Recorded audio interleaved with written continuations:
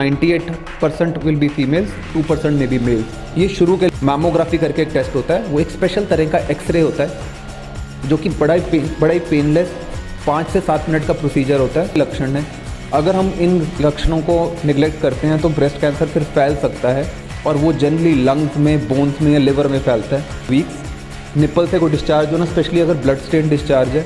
Generally breast में कई बार females को गांठ फील होती है जो कि हार्मोनल चेंजेस के कारण हो सकती है। बट जो देश के जाने माने मेडिकल ऑन्कोलॉजी विशेषज्ञ डॉक्टर रणदीप सिंह ने हमारे चैनल द न्यूज एक्सप्रेस को स्तन कैंसर के प्रबंधन और उपचार में हो रहे नवीनतम विकासों पर एक विशेष साक्षात्कार दिया। डॉक्टर सिंह, जिनका राजस्थान विश्वविद्यालय और प्रतिष्ठित Tata memorial hospital TMH Mumbai से गहन प्रशिक्षण रहा है, इस गंभीर बीमारी से जूझ रहे मरीजों के लिए नई उम्मीदें जगाते हैं। डॉक्टर रणदीप सिंह, जिन्होंने TMH मुंबई से DM मेडिकल ऑन्कोलॉजी की पढ़ाई पूरी की और वहीं सॉलिड ट्यूमर वर्किंग ग्रुप में सलाहकार के रूप में काम किया, कैंसर उपचार के क्षेत्र में एक महत्वपूर्ण नाम है। उन्होंने मैक्स ग्रुप ऑफ हॉस्पिटल्स में 5 वर्षों तक अपनी सेवाएं दी और बाद में HCG कैंसर सेंटर दिल्ली में मेडिकल ऑन्कोलॉजी विभाग का सफलतापूर्वक नेतृत्व किया। उनकी विशेषज्ञता केवल स्तन कैंसर तक ही सीमित नहीं है, बल्कि उन्हें स्तन, फेफड़े और जठरांत संबंधी कैंसर सहित सॉलिड और हेमेटोलिम्फोइड ट्यूमर के प्रबंधन में व्यापक अनुभव प्राप्त है। स्तन कैंसर के विषय पर अपनी बातचीत में डॉक्टर सिंह ने जोर दिया कि आधुनिक विज्ञान ने उपचार के तरीकों में क्रांतिकारी बदलाव लाए हैं। उन्होंने विशेष रूप से व्यक्तिगत चिकित्सा, पर्सनलाइज्ड मेडिसिन और टारगेटेड थेरेपी के महत्व को रेखांकित किया। डॉक्टर सिंह ने कहा कि स्तन कैंसर का इलाज अब वन साइज फिट्स ऑल नहीं रहा। प्रत्येक मरीज का कैंसर अलग होता है और आज हमारे पास ऐसी उन्नत तकनीकें हैं जो हमें ट्यूमर की आनुवांशिक संरचना के आधार पर सबसे प्रभावी उपचार योजना तैयार करने में मदद करती है। उन्होंने कीमोथेरेपी, हार्मोन थेरेपी, रेडिएशन के साथ साथ इम्यूनोथेरेपी के बढ़ते हुए रोल पर भी बात की, जिससे विशेष रूप से ट्रिपल नेगेटिव ब्रेस्ट कैंसर जैसे चुनौतीपूर्ण मामलों में मरीजों की प्रतिक्रिया दर बेहतर हुई है। डॉक्टर सिंह न केवल एक कुशल चिकित्सक हैं, बल्कि उनका अकादमिक योगदान भी उल्लेखनीय है। उनके 50 से अधिक प्रकाशन राष्ट्रीय और अंतर्राष्ट्रीय उच्च प्रभाव कारक हाई इम्पैक्ट फैक्टर पत्रिकाओं में छप चुके हैं। उनका ये शोध कार्य कैंसर विज्ञान के क्षेत्र में महत्वपूर्ण जानकारी प्रदान करता है और अंतर्राष्ट्रीय वैज्ञानिक समुदाय में भी प्रशंसित है। यह साक्षात्कार डॉक्टर सिंह के असाधारण अनुभव और कैंसर के उपचार में उनके दूरदर्शी दृष्टिकोण को दर्शाता है, जो देश भर में स्तन कैंसर के मरीजों और उनके परिजनों के लिए प्रेरणा का स्रोत है। आपको बता दें कि देश के जाने माने Narayana super speciality hospital Gurugram में कार्यरत हैं और हॉस्पिटल में लगातार मरीजों को कैंसर से मुक्ति दिलाने का कार्य कर रहे हैं। ब्रेस्ट कैंसर का मंथ चल रहा है और लगातार आप देखते होंगे कि कई ऐसी स्टोरी, चाहे वो बॉलीवुड से लेके तमाम जगह से आती हूँ, ब्रेस्ट कैंसर की जो है समस्याएं जो है बढ़ती जा रही हैं। इसी बीच आज हमारी टीम पहुंची है गुड़गांव के नारायणा हॉस्पिटल में, जहां हमारे साथ मौजूद हैं नारायणा हॉस्पिटल के medical oncologist doctor Randeep Singh ji, जो इस मुद्दे पर पूरी जानकारी देंगे। सर, बहुत बहुत स्वागत है आपका हमारे चैनल द न्यूज एक्सप्रेस में। नमस्कार, thank you Brajesh ji. Sir, breast cancer के विषय में कुछ बताइए और यह किन कारणों से होता है, सबसे पहले तो ये जानना चाहते हैं। देखिए, ब्रेस्ट कैंसर एक दुखती रोग है क्योंकि ये जनरली हमारा जो अर्बन इंडिया है rather than rural India, urban India में बढ़ रहा है और मल्टीपल फैक्टर्स हैं, जैसे कि एक कुछ कॉमन फैक्टर्स भी हैं। ऑफ कोर्स फीमेल्स में ज़्यादा होता है, ओबेसिटी या मोटापे में ज़्यादा है, फिर अर्ली मैरिजेस, आजकल जो एक ट्रेंड है नॉन ब्रेस्ट फीडिंग का, I am not saying it is a general trend, but जहाँ ट्रेंड है वो कुछ जेनेटिक फैक्टर्स हैं, इवन कुछ कैंसर्स हैं जो फैमिलीज में रन होते हैं क्योंकि जीन्स रन हो रही थी, जैसे आपने सुना होगा एंजेला जॉली, वो एक उदाहरण है हमारे लिए, बट ऐसे कई उदाहरण है जो कि फैमिलीज में जीन्स में रन हो रहा होता है। तो मल्टीपल फैक्टर्स हैं, किसी फीमेल में 3-4 फैक्टर्स का कॉम्बिनेशन है, किसी में एक भी नहीं है। So it is multiple factors which are responsible कि जो कैंसर बढ़ रहा है, ओवरऑल कैंसर बढ़ रहा है और ब्रेस्ट कैंसर के कुछ रीजंस हैं। Old age. इसके शुरुआती लक्षण क्या होते हैं सर?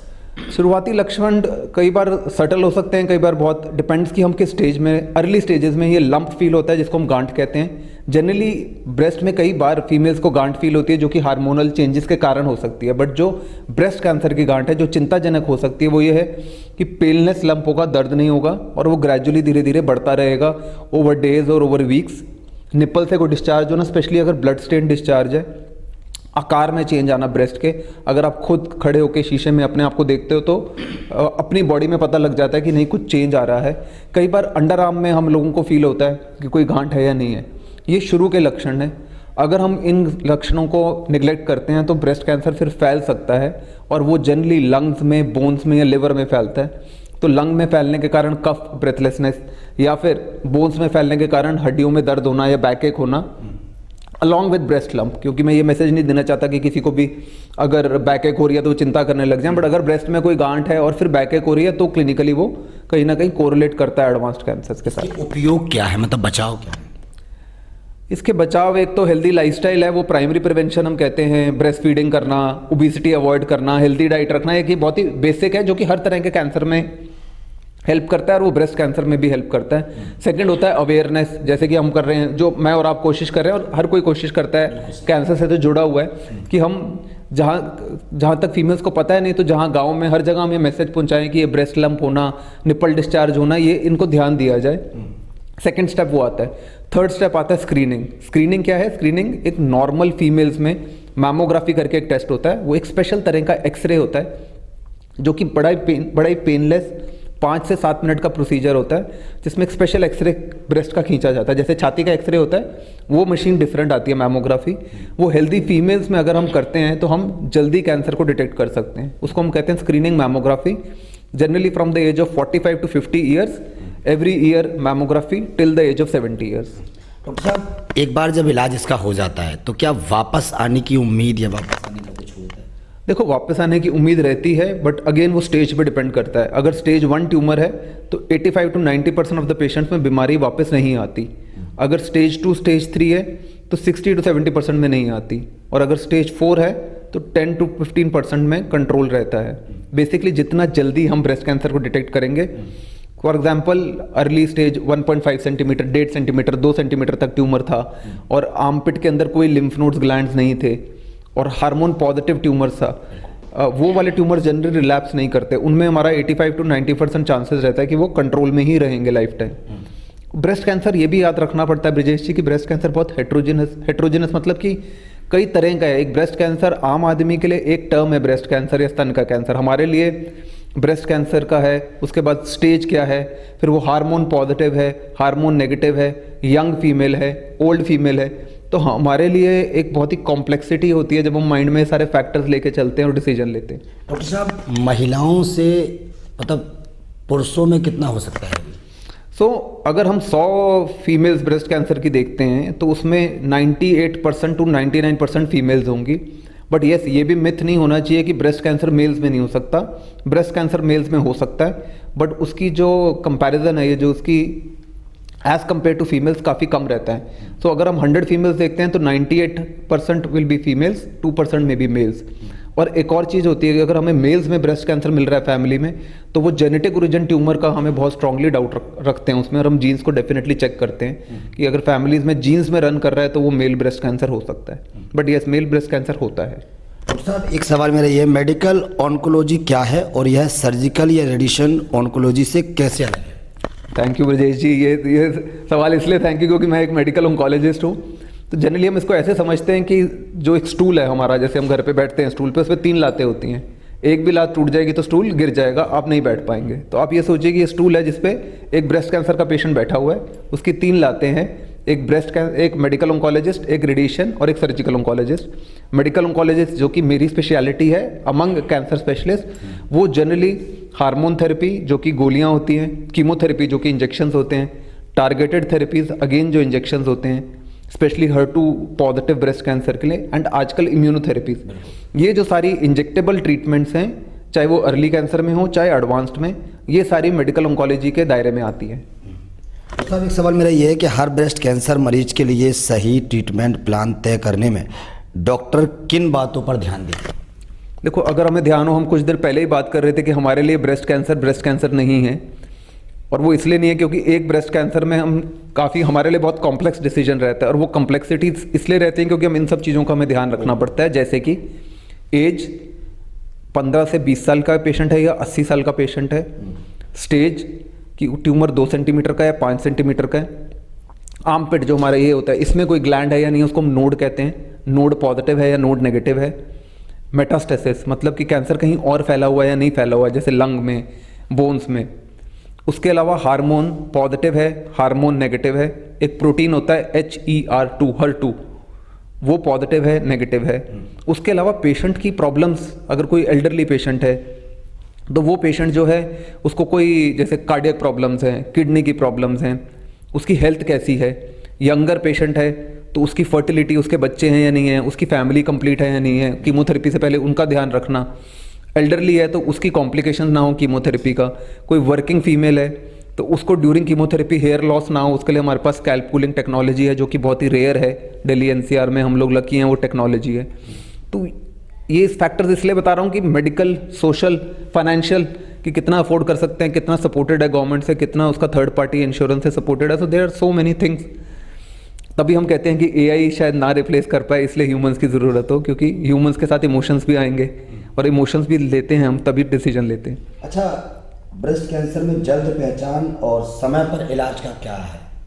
देखिए, जितना जल्दी हम पहचान करेंगे, जितना जल्दी डायग्नोसिस करेंगे, उतना ही जल्दी स्टेज होगा। जितना अर्ली स्टेज होगा, हम पहले ही बात कर चुके हैं कि उतना ही उसके चांसेस कंट्रोल के बढ़ जाएंगे। तो जितना अर्ली कैंसर हम पकड़ते हैं, स्टेज 1 पकड़ते हैं 90% females will live normal, stage 4 पकड़ते हैं तो 80% of the females may not live after 5 years. तो ये इतना ज़्यादा वेरीड है। तो स्टेज इज़ द की, मतलब वो क्रक्स जो है ना, मुद्दा ये है कि हम कितना अर्ली और कितना जल्दी उसको पकड़ेंगे, उतना ही बेटर उसको, पेशेंट को कॉम्प्लिकेशंस भी कम होंगी, ट्रीटमेंट की जो कम्प्लेक्सिटी है वो भी कम होगी और रिजल्ट्स भी बेटर रहेंगे। तो सर, एक मेरा सवाल ये भी है कि जब वो महिला प्रेगनेंसी होती है, मतलब तो क्या ये लक्षण बच्चे के अंदर भी जा सकते हैं?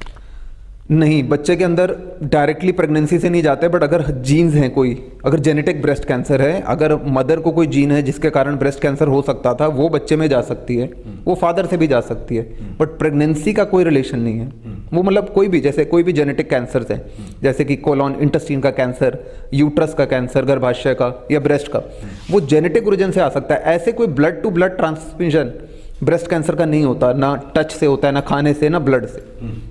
वो जेनेटिक है कि जो हम जीन्स इनहेरिट करते हैं अपने मदर फादर से, उससे होगा। डॉक्टर साहब, एक सवाल और है, हाल के वर्षों में ब्रेस्ट कैंसर की मेडिकल ऑन्कोलॉजी में कौन सी नई प्रकृतियाँ उपलब्धियाँ हुई हैं जिनका मरीजों की सेहत पर सकारात्मक प्रभाव पड़ा है? सो बेसिकली आप ये कहना, मतलब इसको सिंपल रखने में मॉडर्न ट्रीटमेंट्स क्या हैं? मॉडर्न ट्रीटमेंट्स 2 या 3 तरह की हैं। एक तो टारगेटेड थेरेपीज, वो उन पेशेंट्स में काम करती है जिनके breast cancer HER2 protein express करता है। एक इम्यूनोथेरेपीज जो कि ट्रिपल नेगेटिव, मतलब हार्मोन और HER2 नेगेटिव ब्रेस्ट कैंसर में काम करती है, और इवन हार्मोन थेरेपी के कॉम्बिनेशंस, और कुछ जेनेटिक एनालिसिस हम ट्यूमर का करते हैं जिसको हम NGS स्टडी कहते हैं, जिससे हम पर्सनलाइज ट्रीटमेंट कर सकते हैं, जिसको हम पर्सनलाइज थेरेपी या प्रिसिशन मेडिसिन भी कहते हैं, कि हम हर एक पेशेंट ऑफ ब्रेस्ट कैंसर को separately as a separate stage के अलावा उसके अंदर कौन सा प्रोटीन है, कौन सा जेनेटिक चेंज है, उसको टारगेट करके हम पर्सनलाइज कर सकें थेरेपी। डॉक्टर साहब, ब्रेस्ट कैंसर का महीना चल रहा है, क्या कुछ संदेश देंगे उनको जिनको ये बीमारी है या और भी किसी को ना लगे, इस आधार पर? जिनको बीमारी नहीं है उनके लिए तो यही संदेश है कि आप मैमोग्राफी के लिए ऑप्ट करें, या फिर सतर्क रहें। कोई भी ब्रेस्ट में लंप लगे तो अपने फैमिली डॉक्टर को कंसल्ट करें, सर्जन को या ऑन्कोलॉजिस्ट को, और नहीं भी आना चाहते ऑन्कोलॉजिस्ट को तो अपने फैमिली डॉक्टर को कंसल्ट करें। और जिनको ब्रेस्ट कैंसर है, जितना जल्दी हम डायग्नोसिस करके ट्रीटमेंट करेंगे उतने ही रिजल्ट्स बेटर रहेंगे। ये ट्रीटेबल है। एक और मिथ मैं बोलना चाहूँगा कि ऐसा नहीं है कि इंडिया में ट्रीटमेंट नहीं हो पाता। 100 से 100% हमारा ट्रीटमेंट एट पार है वर्ल्ड स्टैंडर्ड में, विच हम प्राउडली कह सकते हैं, हम भारतीय हैं। और हमारा ट्रीटमेंट वर्ल्ड में कहीं भी हमारे पेशेंट्स जाते हैं, प्रिस्क्रिप्शंस लेते हैं, ट्रीटमेंट कहते हैं, तो 90% ऑफ टाइम्स उनको यही आता है कि जो आपको इंडिया में हो रहा है वो हम एट पार है, जो हम कहीं भी वर्ल्ड में कर सकते हैं। एक अंतिम सवाल, खाने पीने से भी कुछ प्रभाव पड़ता है ब्रेस्ट कैंसर? हेल्दी खाइए, वो हर कैंसर के लिए है। Avoid for many cancers and many other disorders भी तो है ना, हार्ट के भी हैं, हाइपरटेंशन, अस्थमा। दीप जी जुड़े हुए थे, लगातार पूरे ब्रेस्ट कैंसर को लेकर बड़ी जानकारी दी है। उन्होंने बचाव और रख रखाव का भी ध्यान रखा है। उन्होंने कहा है कि कैसे हम बच सकते हैं। उन्होंने महिलाओं के बाद पुरुषों में भी ये लक्षण कितने रहते हैं ये भी बताया है। और जब महिला के अंदर अगर ब्रेस्ट कैंसर होता है और बेबी आने की उम्मीद होती है तो बच्चे को ये लगता है कि नहीं लगता, उसकी भी जानकारी दी है। तो इन तमाम मुद्दों पे बातचीत की है। और आपको बचाव के लिए अगर आप भी चाहते हैं, आपको भी बड़ा एक इशू है, तो एक बार गुड़गांव के नारायणा हॉस्पिटल में डॉक्टर रणदीप सिंह जी से मिलिए और वो एक बड़ी जानकारी आपको खुद देंगे और आपको बचाने का कहेंगे। कैमरामैन प्रकाश के